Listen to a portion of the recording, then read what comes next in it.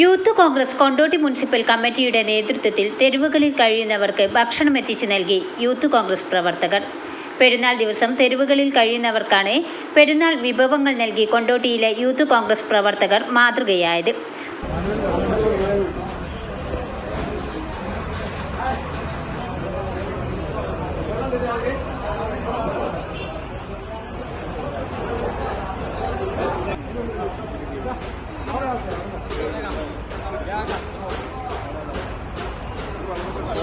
Video ഉണ്ട്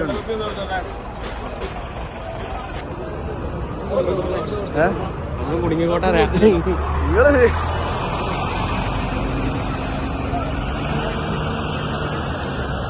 കൊണ്ടോട്ടി താലൂക്ക് ആശുപത്രിയിലും തെരുവുകളിൽ കഴിയുന്നവർക്കുമാണ് പെരുന്നാൾ ദിനം ഭക്ഷണം നൽകിയത്. ദാവൂദ് കുന്നംപള്ളി ഉദ്ഘാടനം ചെയ്തു. യൂത്ത് കോൺഗ്രസ് കൊണ്ടോട്ടി മുനിസിപ്പൽ ഭാരവാഹികളുടെ നേതൃത്വത്തിലായിരുന്നു വിതരണം. വാർത്തകൾ നേരത്തെ അറിയാൻ ഫേസ്ബുക്ക് പേജ് ലൈക്ക് ചെയ്യൂ, ചാനൽ സബ്സ്ക്രൈബ് ചെയ്യൂ.